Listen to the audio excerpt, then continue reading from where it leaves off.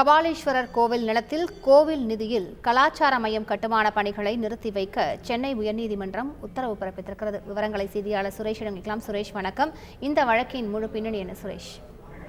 வணக்கம். சென்னை மயிலாப்பூர் கபாலீஸ்வரர் கோயிலுக்கு சொந்தமாக பசுமை வழிச்சாலையில் உள்ள 22.80 கிரவுண்ட் நிலத்தில் 26 கோடியே 78 லட்சம் ரூபாய் செலவில் கலாச்சார மையம் கட்டுவது தொடர்பாக 2023 ஆண்டு செப்டம்பர் 4ஆம் தேதி தமிழக அரசு அரசாணை பிறப்பித்தது.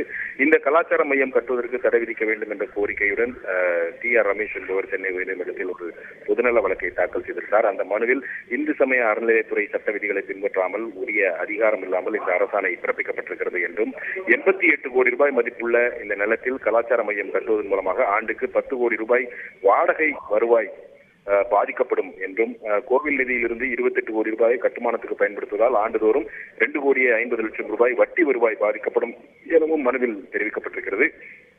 அரசு கலாச்சார மையம் கட்ட விரும்பினால் அதற்கு வேறு இடங்கள் இருக்கின்றன.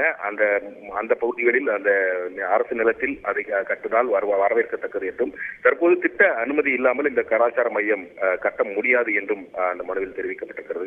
இந்த வழக்கை விசாரித்த உயர்நீதிமன்றம் கோவில் நிதியை பயன்படுத்துவது தொடர்பாக ஆட்சேபங்கள் பெறப்பட்டதா என்று இன்றைக்கு விளக்கம் அளிக்கும்படி தமிழக அரசுக்கு உத்தரவிட்டிருந்தது. இந்த நிலையில் இந்த வழக்கு நீதிபதிகள் சுவாமிநாதன் மற்றும் பாலாஜி அடங்கிய அமர்வு முன்பு இன்றைக்கு மீண்டும் விசாரணைக்கு வந்தபோது உரிய அனுமதிகளை பெறாமல் எந்த ஒரு கட்டுமானமும் மேற்கொள்ளப்பட மாட்டாது என தமிழக அரசின் தலைமை வழக்கறிஞர் உயர்நீதிமன்றத்தில் உறுதியளித்தார். மேலும் கோவில் நன்கொடையை பயன்படுத்துவதாக இருந்தால் மட்டுமே ஆட்சேபங்கள் கோர வேண்டும் என்றும் இந்த கலாச்சார மையம் மூலமாக கோவிலுக்கு வருவாய் கிடைக்கும் என்றும் அவர் விளக்கம் அளித்தார்.